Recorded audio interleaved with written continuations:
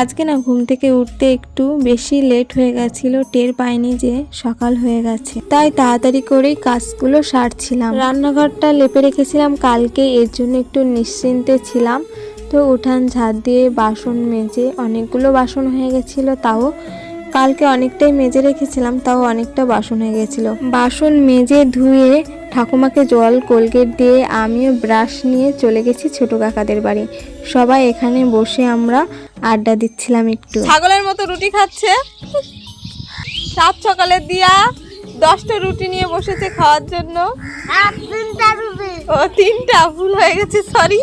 বোন রুটি খাচ্ছিল আর বোনের পিছনে লাগছিলাম একটু। তাকেও রান্না করবে বলে রান্না জোগাড় করছে, লতি বাচ্ছে। তারপর ভাবলাম না, এখানে গল্প করলে তো চলবে না, আমার অনেক কাজ আছে, এখনো চা বানাতে হবে, রান্না করতে হবে, এমনি অনেকটা লেট হয়ে গেছে। তারপর ওখান থেকে এসে চা বানিয়ে ঠাকুমাকে খেতে দিয়েছি। বাবাও চা খেলো না, মুড়ি খেলো, আর আমি খাচ্ছিলাম পাপড়ি। আর দেখো তারপর রান্না করতে চলে এসেছি। এটা হচ্ছে কাঁচকলা হলুদ দিয়ে মাখাচ্ছি।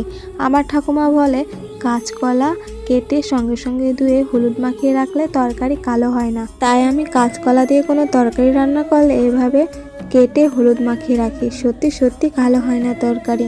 তোমরা কি এভাবে হলুদ মাখিয়ে রাখো? অবশ্যই কমেন্ট করে রাখলে। তারপর দেখো রান্না বান্না শুরু হয়ে গেছে। আজকে যেহেতু শনিবার, তাই একটা নিরামিষ তরকারি রান্না করব, আলু ডাঁটা কাঁচকলা উচ্ছে দিয়ে। আর ঠাকুমা আমাকে কেটে দিচ্ছিল, আমি ফার্স্টে কাটছিলাম, ঠাকুমা বলল দে আমি কেটে দিই, তাই ঠাকুমা কাটছিল আর আমি লঙ্কা বাটছিলাম। সবজি কাটা হয়ে গেলে তরকারিটা দেখো রান্না করতে শুরু করে দিয়েছি। আলু আর ডাঁটাটা ভালো করে ভেজে তারপর কলাটা দিয়েছি। পরে কলাটা দিয়েছি কারণ কলাটা যেন গলে না যায়, একটু আস্তে আস্তে থাকে, এর জন্য।